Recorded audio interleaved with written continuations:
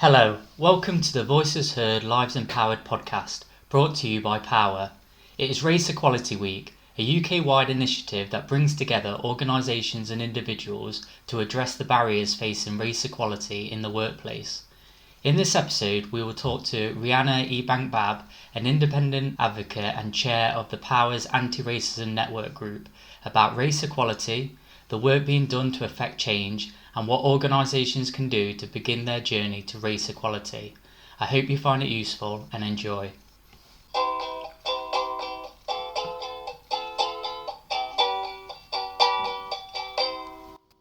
Hello Rhyana, how are you? How are you? I'm very good, thank you.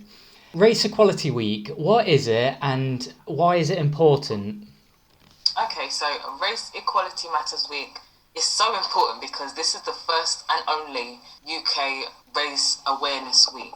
The reason why it's important is because it's never been done before, and we have many other awareness weeks for mental health, for Carers Week. We have other awareness days as well, like this week is also the start of Children's Mental Health Awareness Week, but we don't have anything specific to race. And this is something that has been an ongoing issue. Racism is here, it's not something that we can deny. And this just brings a focus around what can be done better from an organisational point of view, as well as, the individuals that work within the organisation, but what can be done collectively to support awareness around racism, how to stamp out racism. There's going to be a lot of tips and tools on how you can support your organisation through that process as well. It's just something that I strongly feel that is needed and necessary, and it's come at a very right time. Yeah, definitely. And I think this issue has been raised even more so by the coverage in the media of recent times. How do you feel racism today affects everyday people in their everyday lives? There's a number of ways, in all honesty. The ones that I can honestly say are the most prevalent are things around microaggressions, and it's more about the structures that are put in place that would be considered as discriminatory. So a lot of the time people think racism is name calling and racial slurs, and don't get me wrong, that is also racism, but that's more overt. And when you're looking at covert racism, it's very difficult to pinpoint and differentiate between prejudice, discrimination, actual power and privilege around it as well. So looking at the issue of racism as a whole, the reason why, again, I think this week is so important because it gives people the knowledge around the different forms of racism that people can experience on their day-to-day life. That could be something, for example, a particular practice within a culture of an organisation that would be deemed as discriminatory, or even particular comments or banter that people would say, okay, it's just a few jokes, but it doesn't necessarily mean that it's racist. That would still be considered as racist. So it's looking at the full spectrum, because I really do feel that when it comes down to the minute and minuscule actions of racism, it can lead to long-term aggressive incidences that, it's not only from race against race, that it then also turns into internalized racism as well. And that's where I believe the long-term effects and issues can stem from within a culture as well. What is safe space? Ooh, safe space. So this one was quite interesting because this is being pushed by Mental Health Foundation England, and they are providing you with a really great toolkit and guide to look at how to create psychologically informed spaces to have these difficult conversations. Now, again, these issues of racism have been always here, but they've not always been able to be spoken about. So something that I find really important is that people are able to feel comfortable and able to open up and have these conversations with their members of staff or peers, colleagues, and senior members of staff as well. But not only that, Safe Spaces creates a guide on how you can present certain issues to the people that can make the changes, and that's the people from the top. And something that Safe Space also provides you with is a contract of psychological safety, where, again, all parties that are attending and involving themselves in Safe Space, it's about creating that commitment and accountability to the process, but also accepting vulnerability, that you're going to hear uncomfortable things, whether it is through your own eyes or through the lens of other people. It's actually making the commitment to listen and to learn and to affect change.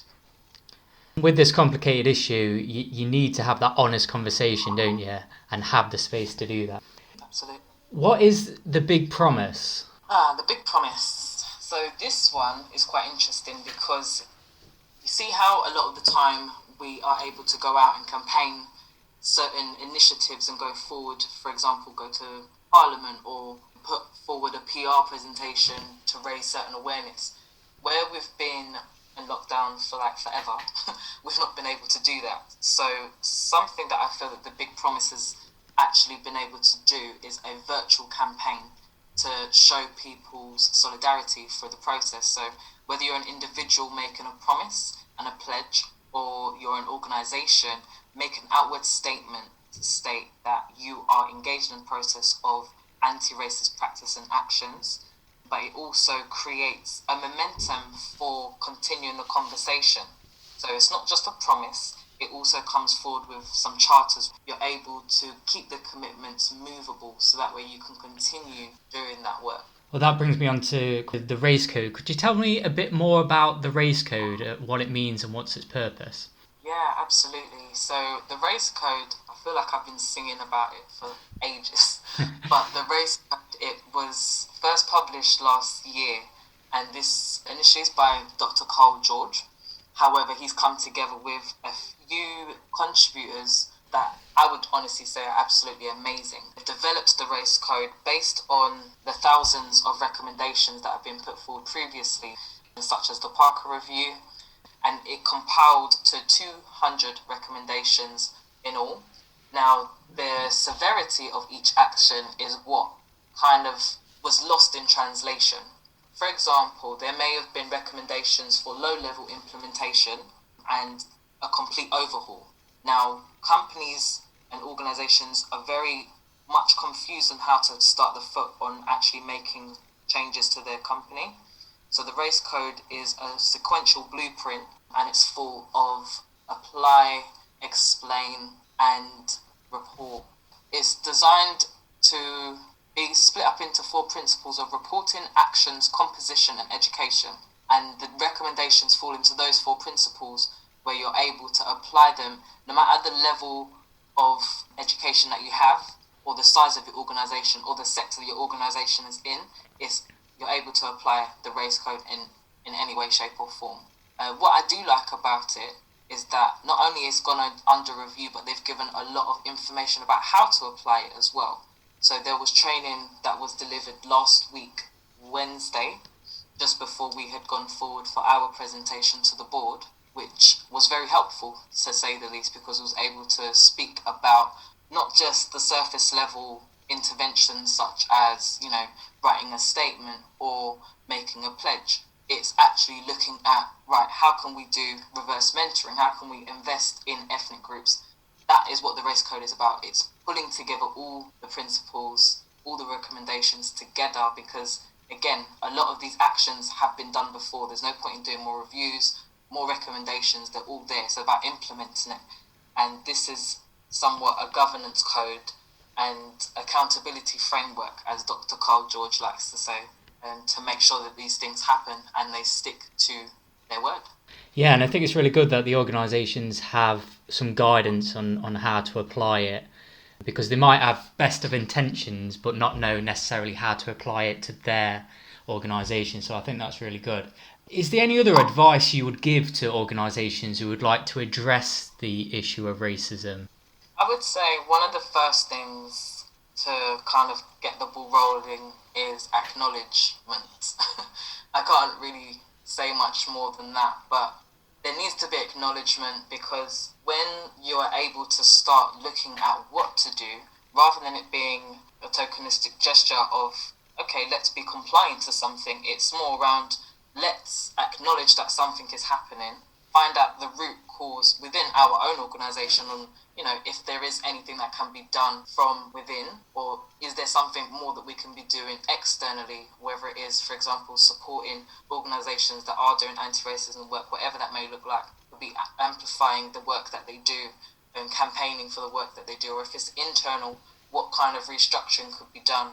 Do lower level employees actually get the same employee succession route that other employees do as well? So looking at what kind of things you can do internally and externally, it all starts with a place of acknowledgement and acceptance. And I think the other thing that I can say is talk to your colleagues. And not everyone that understands race and racism is from an ethnic community. You do have allies within our white community as well. So it's about looking at pulling information from all resources and support and people, because it's a very complex issue and it can, get jaded along the way. So something that I find really helpful is, understand that you're not the only person that would be able to drive this home. Find your tools, find your resources of support. There are loads of websites out there that provide mountains of information. There are organizations that provide services, they provide training. There's YouTube. Like, we're in a digital age where understanding or not understanding racism isn't really an excuse anymore. I agree. And just from an outsider's point of view, I mean, I think the biggest issue with organisations is the culture change and the willingness to change. And I think that's what you were saying about the acknowledgement, is once they acknowledge it and have that willingness to change, then they can change the culture within the organisation and actually apply the guidance that they've put in place. Where can people find out more information? Is there any particular websites or organisations that provide the best information on this issue? Yeah, so there's the Race Equality Matters website at raceequalitymatters.com. They've got all the information about the network, Race Equality Week, and they've got resources as well around how you can do safe spaces as well. There's websites that you can go to that are also linked to Race Equality Matters, such as Dr. Cole George's website, where you can find the race code, and they're early adopters websites as well, so they're actually sponsored by BT, Flair, the Collaboratory. There's loads of places where you can get information about Race Equality Matters Week, as well as what you can do to implement change beyond this week as well. Great, thank you, Rhyana. And finally, I just want to, I know you're an independent advocate and based in London, but I know you're doing a lot of work with POhWER on this issue, so I didn't know whether you wanted to talk a bit about that and what you're doing on that side of things. Yeah, sure. So, I work for a London service, and as we well know, London's one of the most diverse cities in the UK.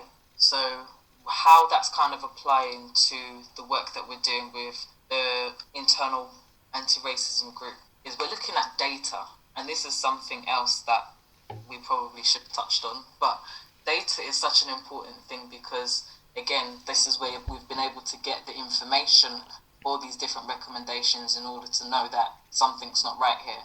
When you're looking at data, what we're looking at for an organisation such as POhWER, because we are a charity and we are looking at changing the way that we collect and gather our data, we need to be very sensitive to how it's being used and distributed as well.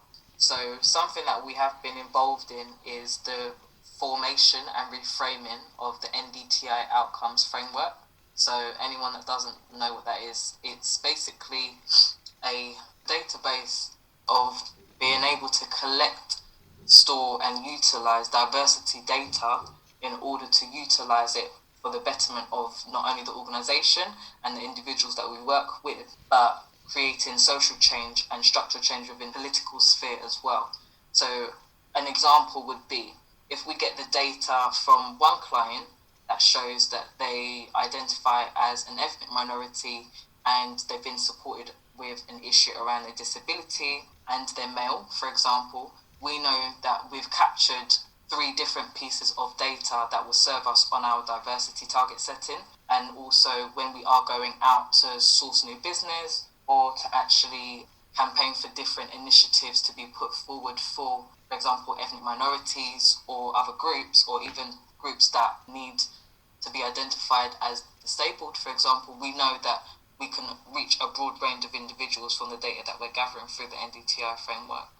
Something that Race Equality Matters Week also kind of highlights is the importance of data mining as well, because it enables us to know what the makeup of the organisation actually is in order for us to make those progressive steps and actions anyway. So how far do you feel POhWER are on this journey to addressing this issue? I've been asked this question quite a few times. The progress that we've made has enabled us to open up the conversations and the doors to trustees and the eyes to POhWER staff. In regards to how far we are, we're very far from a jump off, but at the same time, we're not at the beginning. So to answer your question, how far are we? We're on the journey, and we just need to make sure we can continue. Thank you, Rhyana. That was really good. Really enjoyed talking to you, so thank you.